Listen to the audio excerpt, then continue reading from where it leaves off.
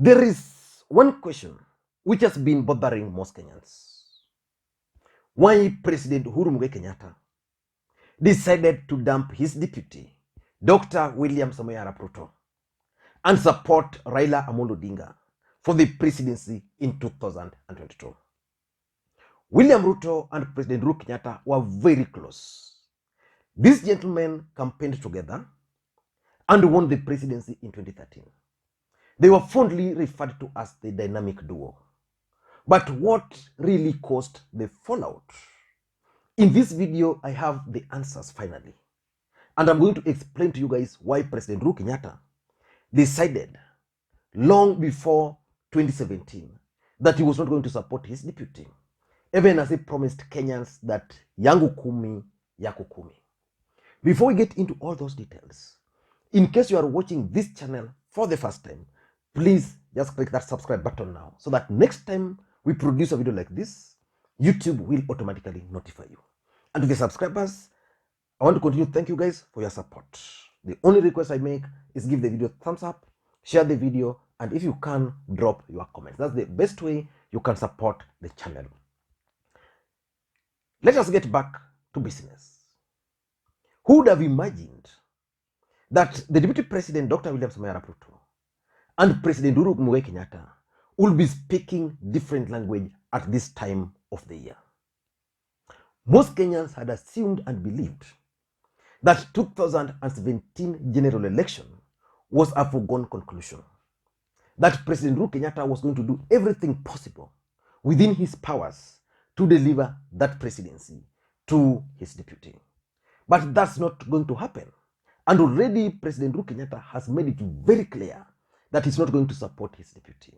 The question is, what caused the fallout? Before we go into those details as to what caused this fallout, I just want to jog your memory. These gentlemen were very close. Ruto claims that he's the only guy who has supported President Uhuru Kenyatta all through. Nobody would have assumed. For me, I never imagined these guys were going to fall out. I remember this particular day, just a few hours after the Supreme Court had nullified the presidential results in August. These guys went to Nairobi, and the president was so angry, and I remember himself talking very bitterly. But when the deputy president took over the mic, he assured Jubilee supporters. I want you to just listen to the deputy president. Nataka niwaulize, huyu mungwana ameongea hapa, ndio mlimchagua awe rais wa Jamhuri ya Kenya? Ndio mlimchagua awe rais wa Jamhuri ya Kenya? Tarehe 8 mwezi wa 8 muliamua, hamkuamua? Muliamua, hamkuamua? Mulisema ni ule mzee wa kumangamanga kotini, ama mulisema ni Uhuru Kenyatta? Jameni, mulisema ni watu wa mtego, ama mulisema ni watu wa Jubilee? Hebu nione wale wanasema ni Jubilee. Jubilee, Jubilee. Naungana na mdosi wangu kuwashukuru watu wa Nairobi na Kenya. Uamuzi wenu wa tarehe 8 mwezi wa 8 ulitupatia ushindi mkubwa katika taifa letu la Kenya. Kwa wale wabunge wa county MCA, Jubilee wako na MCA 802. Wale tunashindana na wao wako na MCA 640. Tuko na wabunge 170, wako na wabunge 120. Tuko na mama county 31, wako na mama county 16. Tuko na magavana 29, wako na magavana 18. Tuliwashinda, hatukuwashinda? Tuliwashinda, hatukuwashinda?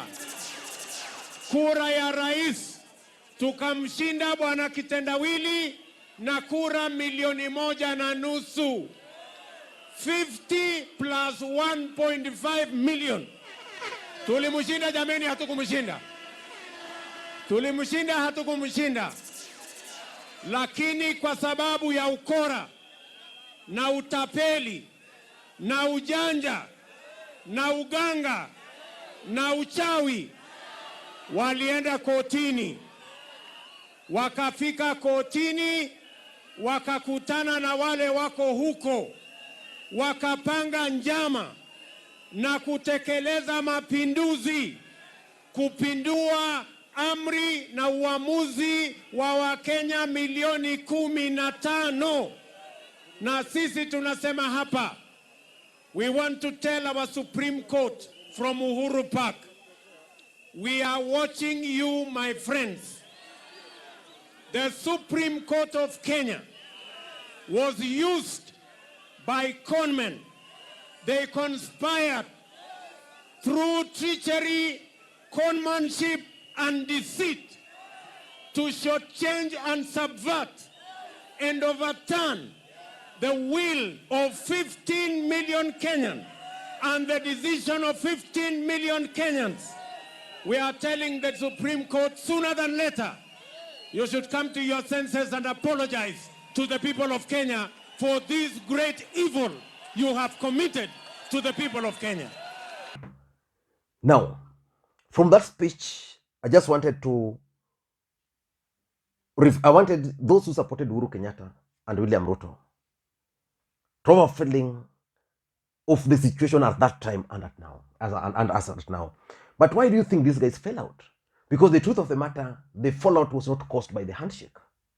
That has been elaborated severally by several people, including Kipchumba Murkomen, including Murade, including President Uhuru Kenyatta, even the Deputy President, even Ande Ndwale. So what really caused the fallout, to an extent that the President had to go for his sworn enemy, Raila Odinga, and support him? Number one is President Uhuru Kenyatta's own interest. Politics is a game of interest. In 2013, President Uhuru Kenyatta was the presidential candidate in Jubilee, Jubilee coalition, because we had TNA and URP. Then President Uhuru Kenyatta entered into TNA, then he entered into coalition arrangement with the URP. So they formed a coalition, and Ruto became the running mate. So for the last 5 years or 10 years, William Ruto enjoyed what they agreed with President Uhuru Kenyatta, that he was going to be the running mate. So it means if Ruto were to become the president in 2017, Ruto would have been kind of a ruler of this country for 20 years. But Ruto committed a mistake. He started planning for his own presidency. Between 2013 and 2017, that's where Ruto made the money from government, actually. That's where a lot of looting of government resources to fund his campaigns began. You remember those NTSA vehicles, you remember the last mile, those were just purely looting. So Ruto focused on his presidency, but he never bothered to ask himself one simple question. What is President Uhuru Kenyatta's interest? Because Uhuru Kenyatta was still young. Uhuru Kenyatta needed to stay. Ruto was not keen on that. So for him, he just focused on his own presidential bid. What Ruto ought to have done, in my view, he ought to have listened to President Uhuru Kenyatta. He ought to have listened to people he referred to as madmen at Woli and Murade, who were saying President Uhuru Kenyatta was too young to retire. He ought to have listened to Murade telling him that Uhuru will be a different Uhuru. So he ought to have listened to those guys, then went back and figured how best can he serve President Uhuru Kenyatta's interest. And the good thing, Uhuru Kenyatta, in my view, is an open-minded guy. Uhuru Kenyatta might have told him that, for me, I want us to change the constitution. And after changing this constitution, I want to stay somewhere here. I want to become the prime minister. Or I want you to cover for one of my Kenyatta family. So the best, you would have started working with, for example, Uhuru Kenyatta's brother, Uhuru Kenyatta's son. For him, that was not his interest. He started destroying those he believed were supporting Uhuru Kenyatta.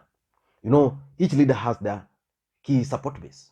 So he started, some of them were kicked out of government. Nancy Gitau became targets, things like those. So the first fallout, why Uhuru dumped Ruto, is because Ruto failed to take care of President Uhuru Kenyatta's interest. Politics is about interest, nothing else, number one. Number two, I think the way William Ruto micromanaged the government when he was powerful also pissed off President Uhuru Kenyatta. I remember just the other day, William Ruto was explaining that as a deputy president, you know, when people come to me, this road is not done, has not been done there, then I pick my phone call and call the contractor or call the regional, you know, let's say for regional director for roads, something like that. You know, as a deputy president, telling Kenyans that he used to do that, in my view, was funny. But the truth of the matter, and this can be collaborated by so many people, the truth of the matter is that when William Ruto was powerful,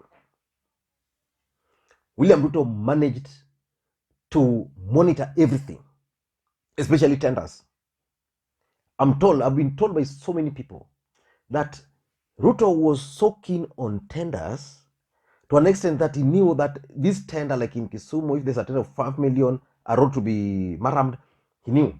So he'd call the guys, Piana Wio, hiyo kazi. So Uhuru felt that's not the right way to manage the country. So Uhuru Kenyatta realized that, this guy is just a deputy president. What if he becomes the president? So he disregarded most laws. And I want to challenge everybody here. Someone once challenged me and I've confirmed. I want to challenge you. There's a gentleman on this platform, he knows himself, if he's watching this video.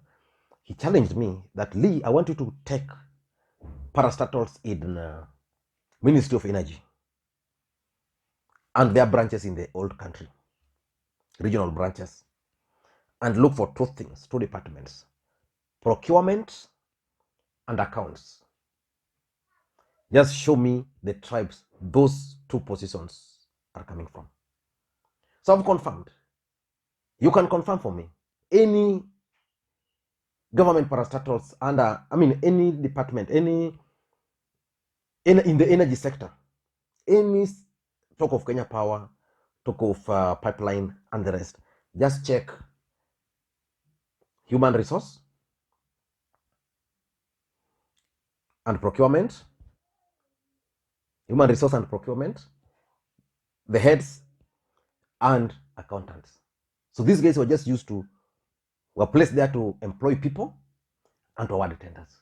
So Uhuru was not very happy, but he could do nothing because he needed to win his second term. So the way Ruto micromanaged this country is what pissed off Uhuru. And as a gentleman or as someone who thought that, okay, we could do things, we can be bad, but not this bad. Number 3, why they fell out is William Ruto's demands to Uhuru Kenyatta and the family in 2013. I don't want to elaborate, but there's a story that in 2013, it reached a point where Ruto and Raila were almost working. It took the intervention of very powerful Kenyatta family members to rush to Ruto and convince him to support Uhuru. And Uhuru was tired already because of the demand. So the family members decided to give in to the demands, and that they gave Ruto lots of money. So for them, the contract with Ruto was about the money and the running mate, which was part of the deal. So Ruto told them, I want to be the running mate and I wanted this much. So according to them, once they gave Ruto that money and they gave him the running mate, that marked the end of the contract. They were not obligated then to continue supporting Ruto. And when Ruto became powerful, he started fighting some of the family members in their businesses. So those demands, according to Uhuru, there's nothing much. Sisi tulimalizana. Number 4 is insubordination. And no any other Kenyan has captured this so well than Atwoli. I remember Atwoli advising Ruto to follow Moi. How Moi used to operate with Kenyatta. Because Kenyatta never used to travel outside the country. Moi would travel, and when he comes back, he goes to Kabarak. He goes to State House, he finds Mzee Kenyatta with the close allies. Sometimes they would not even open the door for him. So he would go back home, come back, and tell Mzee, brief Mzee. Yeah? Alivumilia. But Ruto started insubordinating the president. He started being everything. And Uhuru was not comfortable with this. As a human being, you might just be silent, but you're not comfortable. Uhuru was never comfortable with the fact that William Ruto was insubordinating him. Ruto would go to an event, they go to events together.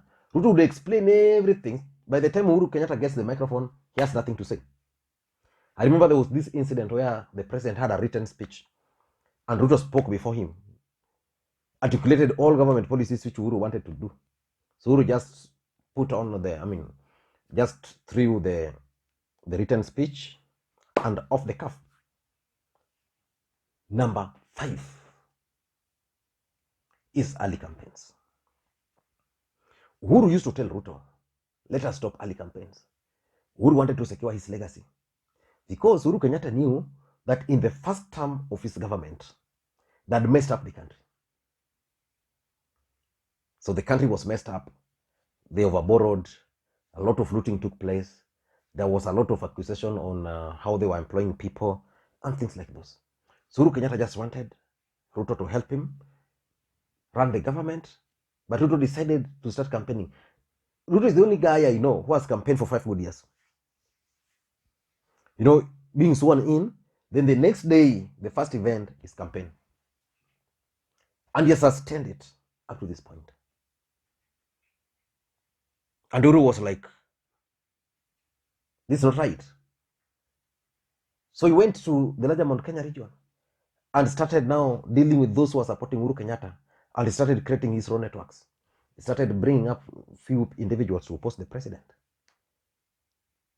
So we are witnessing fallout, not because of anything, but that fallout has been caused by William Samoei Ruto himself because of his early campaigns.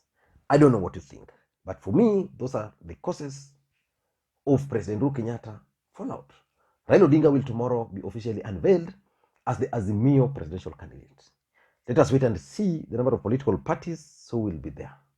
Whether President Uhuru Kenyatta will join him or not, but if the president will join him, that would also be something interesting.